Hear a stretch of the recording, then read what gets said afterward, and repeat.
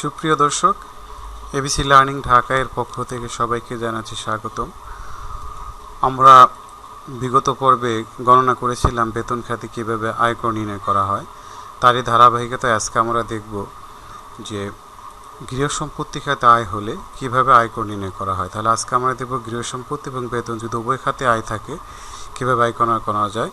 তার পূর্বে আপনাদেরকে অনুরোধ করব, যদি প্রথম পর্বটি আপনারা দেখে না থাকেন অনুগ্রহপূর্বক দেখে নিন, যাতে এটি বুঝতে সুবিধা হয়, এবং আশা করি দুটি ভিডিও শোনার পরে আপনি নিজেই গণনা করতে পারবেন নিজে এবং রিটার্ন দাখিল করতে পারবেন। তাহলে চলুন আমরা শুরু করি গৃহ সম্পত্তি খাতে আয় গণনা এবং পূর্ণাঙ্গ রিটার্ন। আমরা বিগত পর্বে দেখেছিলাম যে জনাব আলীর বেতন খাতে করযোগ্য আয় ছিল 8,59,182 টাকা, নগদ লভ্যাংশপ্রাপ্তি শেয়ার বাজার থেকে 20,000 টাকা, বেতন হতে গোষ্ঠী বিমা ও কল্যাণ তহবিলে কর্তন 1,824 টাকা এবং বেতন হতে অগ্রিম কর্তন ছিল 10,000 টাকা। আজকে আমরা দেখব যে বাড়ি ভাড়া হতে কিভাবে আয় নির্ণয় করতে পারি। জনাব আলী ঢাকায় একটি 5তলা বাড়ি রয়েছে। এই বাড়ির নিচতলায় তিনি সপরিবারে বসবাস করেন। বাকি 4 তলা প্রতিটা আবাসিক ব্যবহারের জন্য মাসিক 20,000 টাকায় ভাড়া দিয়েছেন।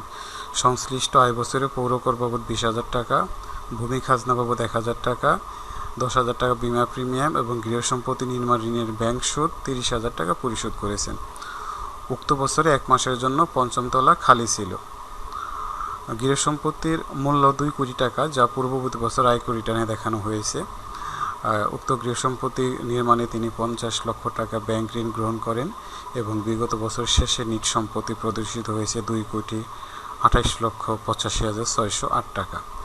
জনাব আলীর বেতন ও গৃহ সম্পত্তির আয়সহ 2019-20 করবর্ষে কর দায় নির্ণয় করে। তাহলে আমরা দেখব যে আজকে আমরা দুইটি মিলে কীভাবে কর দায় নির্ণয় করতে পারি। তাহলে আমাদের এখানে আয়কর রিটার্নে আপনারা জানেন 8টি পেজ থাকে। প্রথম পেজ বেসিক ইনফরমেশন, যেটা আমি গত পর্বে বিস্তারিত আলোচনা করেছি।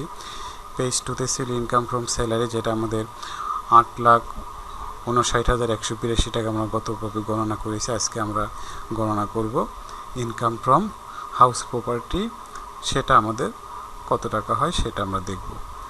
এখানে আমাদের গৃহ সম্পত্তি হতে আমাদের আয়ের জন্য পৃষ্ঠা 3-এ চলে যাই। সেটা হলো অ্যানুয়াল রেন্টাল ভ্যালু।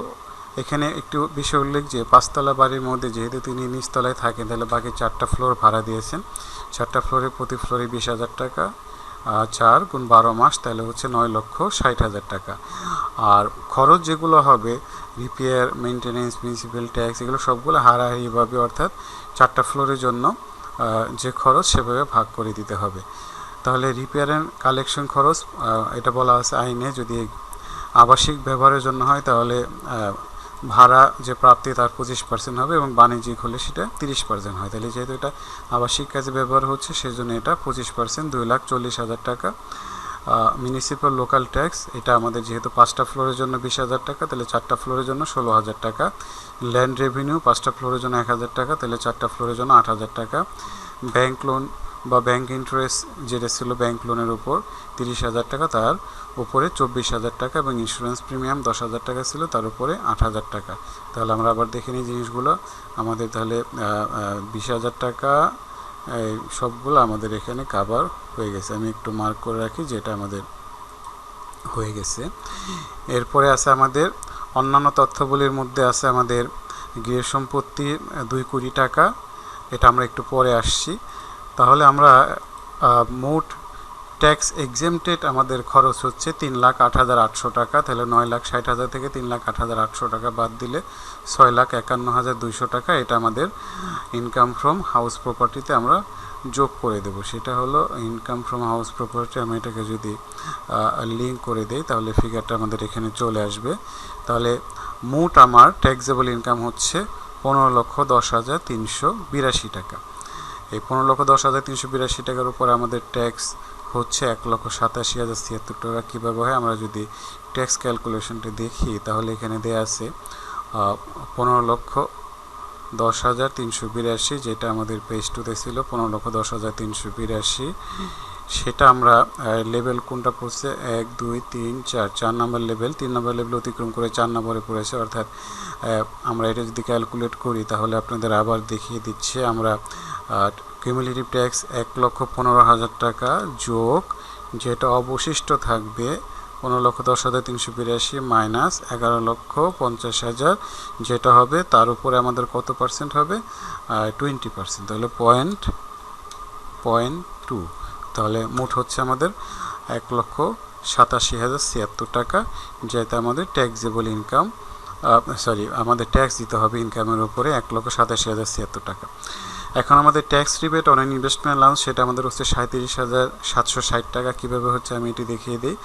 আমাদের ইনভেস্টমেন্ট অ্যালাউন্স আপনারা জানেন 3টা কন্ডিশন রয়েছে। একটা হলো ট্যাক্সেবল ইনকামের 25%, ম্যাক্সিমাম 1,50,00,000 এবং অ্যাকচুয়াল ইনভেস্টমেন্ট, তিনটার মধ্যে যেটা ছোট তার উপরে 10% অথবা 15%। তাহলে এখানে আমাদের 25% ট্যাক্সেবল ইনকাম 15,10,382 উপরে 3,77,596, যেটার উপরে 10% হারে আমাদের ইনভেস্টমেন্ট অ্যালাউন্স হবে। কারণ হলো যে এই ট্যাক্সেবল ইনকাম যদি 15 লক্ষ টাকার বেশি হয় তাহলে 10%, আর যদি 15 লক্ষ টাকার কম হয় তাহলে হয় 15%। সো আমরা যখন শুধু বেতন খাতে ইনকাম ছিল সেখানে আমাদের 15 লাখ টাকার কম হয়েছিল, সেই জন্য এটা ইনকাম আমরা ধরেছিলাম 15%। তাহলে এখন সেটা যদি 10% হয় তাহলে 37,760 টাকা, সেটা আমাদের ইনভেস্টমেন্ট অ্যালাউন্স হিসেবে বাদ যাবে 37,760। তাহলে আমাদের এখন অ্যাকচুয়াল ট্যাক্স পেয়েবল হচ্ছে 1,49,317। এর মধ্যে থেকে আমরা শেয়ার বাজারের লভ্যাংশ থেকে উৎসের কর্তন 2,000 টাকা এবং বেতন থেকে অ্যাডভান্স ট্যাক্স কাটা হয়েছিল 10,000, তাহলে 12,000 টাকা। তাহলে আমাকে নেট ট্যাক্স পে করতে হবে, যেটা চালান কাটতে হবে 1,37,317, অথবা পে অর্ডার বা অ্যাকাউন্ট পে চেক আমাদের দিতে হবে। আর tax exempted tax free income গত ভিডিওতে যা ছিল সেটাই 3,19,892। কীভাবে আমাদের স্যালারি ইনকাম ট্যাক্স ফ্রি ছিল, যেটা কত আমাদের 2,99,892, এবং আমাদের ডিভিডেন্ড ইনকাম ছিল 20,000, তাহলে মোট 3,19,892 টাকা। তাহলে আমাদের পেজ 1, পেজ 2, পেজ 3 কাজ আমাদের হয়ে গেল। Page 4 investment allowance actual investment সেটাও হয়ে গেছে। পেজ 5 আমাদের কিছু কাজ এখন রয়ে গেছে, সেটা হলো আমাদের গত পর্বে দেখেছিলাম আমরা 40 লক্ষ টাকা বিনিয়োগ এবং ভ্যালু অফ বিল্ডিং আজকে দেখাচ্ছি 2 কোটি টাকা। ইনভেস্টমেন্ট যা ছিল তাই, এখন আমাদের ফার্নিচার যা ছিল তাই, ইলেকট্রনিক ইকুইপমেন্ট 2,50,000 যা ছিল তাই, কোনো চেঞ্জ হয়নি।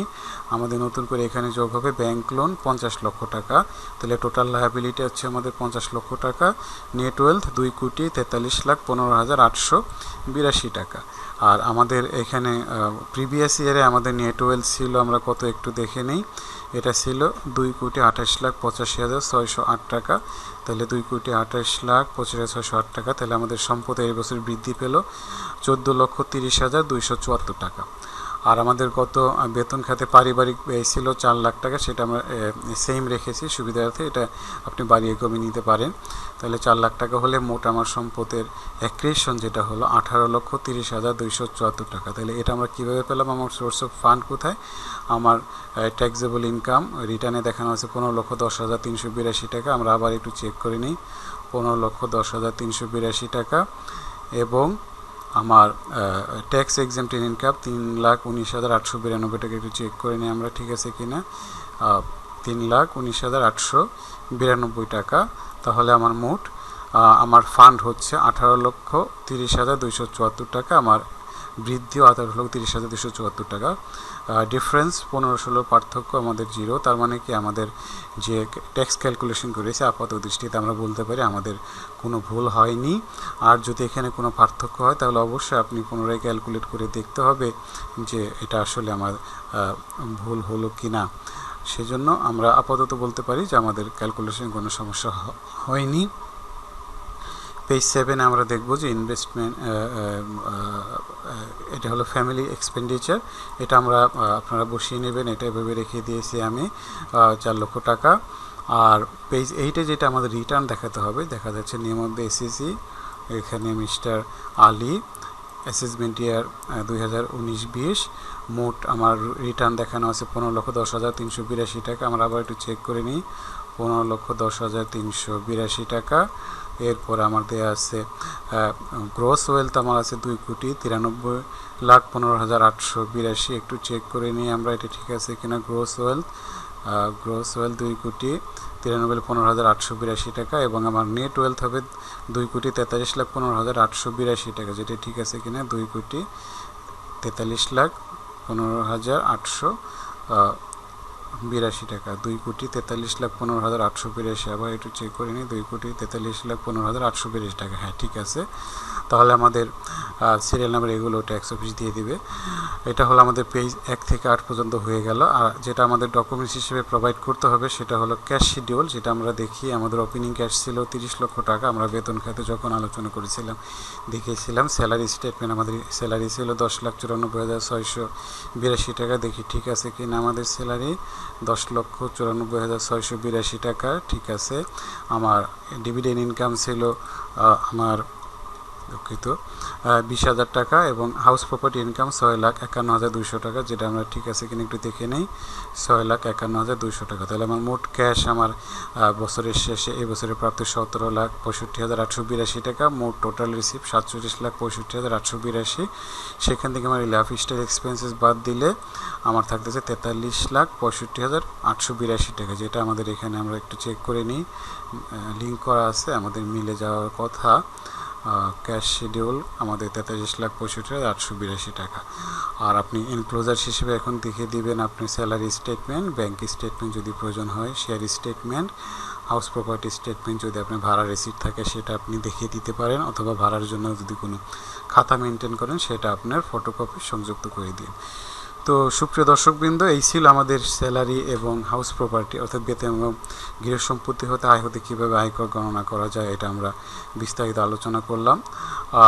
আপনাদের যদি কোনো পরামর্শ কোনো কিছু জানা থাকে অবশ্যই আমাদের জানাবেন। আজ এ পর্যন্তই। সবাই ভালো থাকুন, সুস্থ থাকুন, সবাইকে ধন্যবাদ।